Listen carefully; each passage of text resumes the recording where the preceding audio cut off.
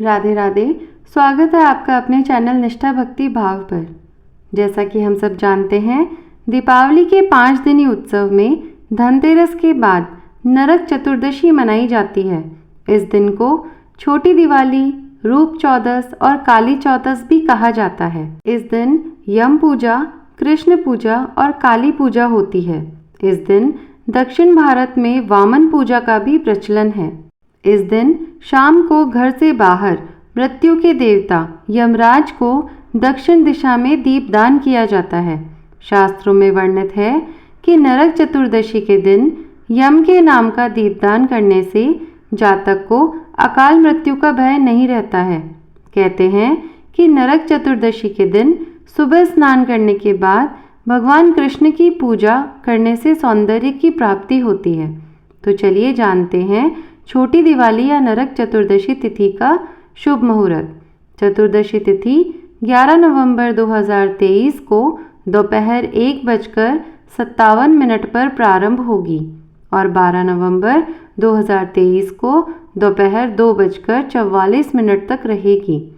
काली चौदस का मुहूर्त है 11 नवंबर को रात 11:38 से 12 नवंबर को सुबह 12:31 तक। ऐसा माना जाता है कि काली चौदस की रात में प्रेत आत्माएं सर्वाधिक शक्तिशाली होती है। ऐसे में सभी प्रकार की बुरी आत्माओं से सुरक्षा के लिए और शक्ति बल की प्राप्ति के लिए हनुमान जी की पूजा भी की जाती है। इसी दिन अयोध्या के प्रसिद्ध हनुमानगढ़ी मंदिर में हनुमान जन्मोत्सव भी मनाया जाता है। बाकी उत्तर भारत में चैत्र पूर्णिमा पर हनुमान जन्मोत्सव मनाया जाता है। तो चलिए आप जानते हैं कि नरक चतुर्दशी के दिन दीपदान कैसे करें। नरक चतुर्दशी के दिन घर के सबसे बड़े सदस्य को यम के नाम का एक बड़ा दिया जलाना चाहिए। इस दिए को आप पूरे घर में घुमाएं और अब इसे घर से बाहर जाकर इस दिए को दूर कहीं रख कर आएं। घर के दूसरे सदस्य घर के अंदर ही रहें और उन्हें यह दीपक नहीं देखना चाहिए। नरक चतुर्दशी या रूप चौदस से एक पौराणिक कथा भी जुड़ी हुई है। तो चलिए कथा सुनते हैं। नरकासुर को भौमासुर भी कहा जाता है। कृष्ण अपनी 8 पत्नियों के साथ सुखपूर्वक द्वारिका में रह रहे थे। एक दिन स्वर्गलोक के राजा देवराज इंद्र ने आकर उनसे प्रार्थना की, हे कृष्ण, प्राग ज्योतिषपुर के दैत्यराज भौमासुर के अत्याचार से देवतागण त्राही त्राही कर रहे हैं।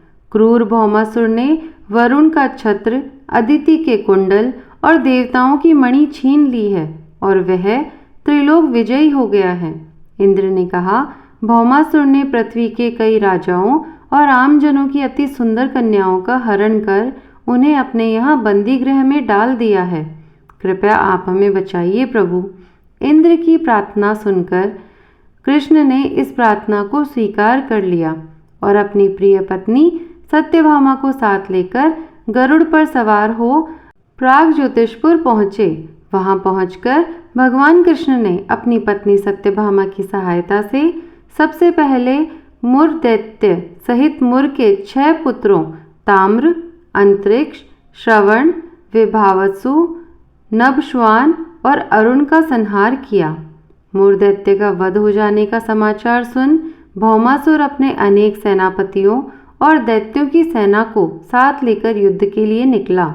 भौमासुर को स्त्री के हाथों मरने का श्राप था, इसलिए भगवान कृष्ण ने अपनी पत्नी सत्यभामा को सारथी बनाया और घोर युद्ध के बाद अंत में कृष्ण ने सत्यभामा की सहायता से उसका वध कर डाला।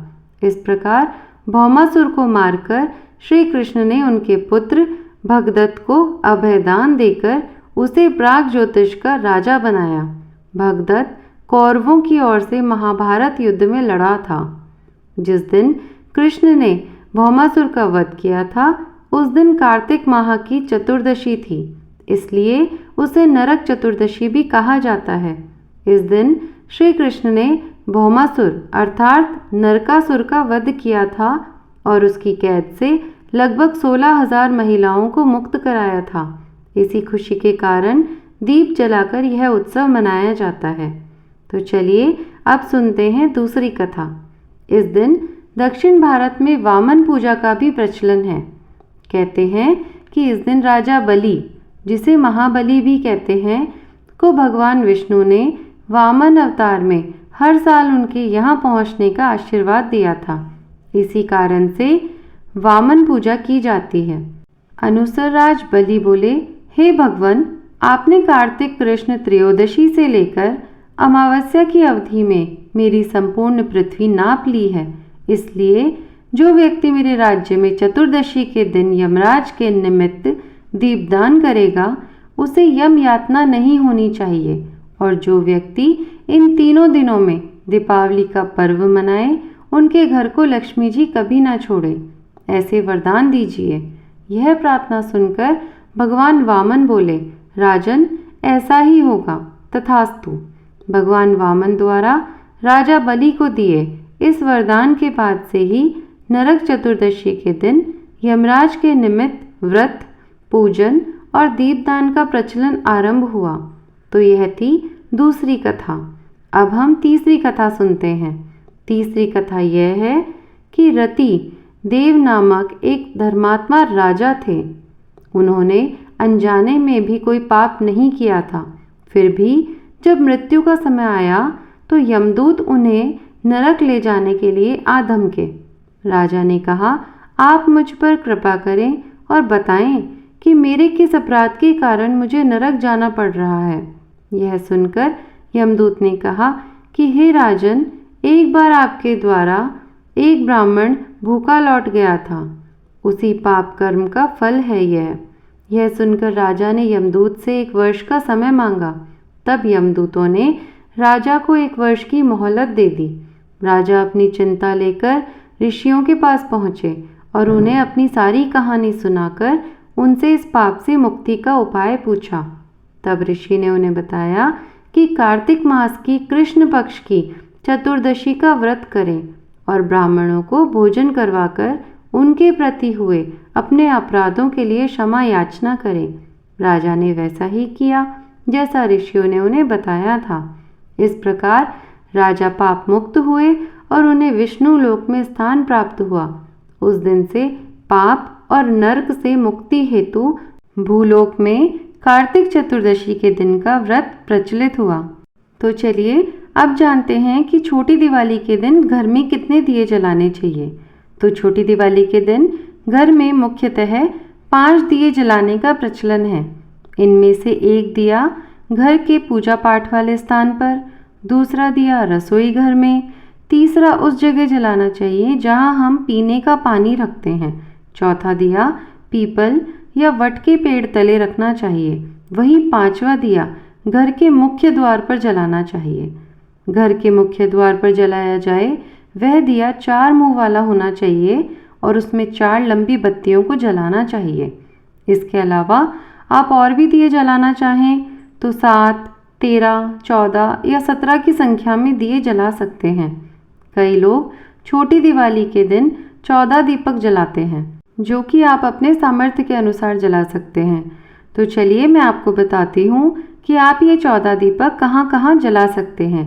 तो पहला दिया तो रात में सोते समय यम का दिया, जो पुराना होता है और जिसमें सरसों का तेल डालकर उसे घर के बाहर दक्षिण की ओर मुख करके कूड़े के ढेर के पास रखना चाहिए। दूसरा दिया किसी सुनसान देवालय में रखा जाता है, जो कि घी का दिया होता है। इसे जलाने से कर्ज से मुक्ति मिलती है। तीसरा दिया माता लक्ष्मी जी के सामने जलाएं। चौथा दिया आप माता के पास समक्ष जलाएं, जहाँ पे आपने तुलसी का पौधा रखा हुआ है, आप उस तुलसी के पौधे के पास में ये दिया लगाएं। लेकिन आपको इस दिए को इस तरह से रखना है ताकि इसकी जो लौ है, जो इसकी गर्माहट है, उसकी वजह से तुलसी का जो पेड़ है उसे नुकसान नहीं होना चाहिए। आपको ये दिया कुछ इस तरह से रखना है जिससे कि तुलसी जल ना जाए, नहीं तो आपको दोष लग सकता है। 5वां दिया आपको घर के दरवाजे के बाहर जलाना है। आप अपने घर के मुख्य दरवाजे के बाईं ओर यह दिया जलाएं और यह दिया घी का जलाएं। उससे आपको बहुत ही शुभ समाचार मिलने की उम्मीद रहती है। छठा दिया पीपल के पेड़ के नीचे जलाएं। पीपल के पेड़ के नीचे दिया जलाने से हमारी जो भी रोग दोष हैं, जितने भी दुख हैं, चिंताएं हैं, उनसे हमें मुक्ति मिलती है। 7वां दिया किसी भी मंदिर में जलाकर रखे आएं, जिससे कि हमारे आने वाली पीढ़ी और हमारे पूर्वज उनको शांति प्रदान होती है।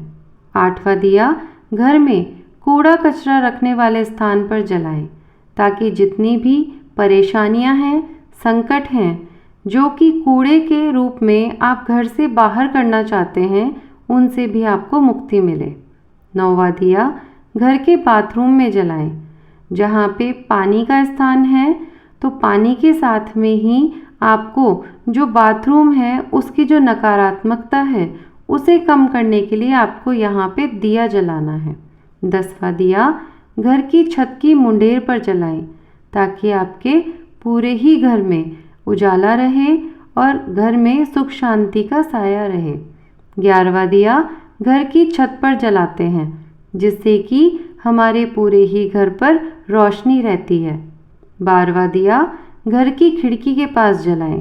13वां दिया घर की सीढ़ियों पर जलाते हैं या बरामदे में भी आप जला सकते हैं, जिससे कि आपके घर में बरकत होगी और माँ लक्ष्मी जो हैं वो आपके जो धन धान्य है और जो आपकी किस्मत है उसको बढ़ाने में आपकी मदद करेगी। 14वां दिया रसोई में या जहाँ पानी रखा जाता है वहाँ जलाकर रखें, ताकि आपके घर में सुख समृद्धि के साथ में शांति भी बनी रहे और माता लक्ष्मी का वहाँ पे वास बना रहे। तो ये थी आज की जानकारी। उम्मीद है आज का वीडियो आपको पसंद आया होगा। अगर पसंद आया हो तो वीडियो को लाइक और शेयर करिए और चैनल पर अगर नए हैं तो चैनल को सब्सक्राइब करिए। धन्यवाद। राधे राधे।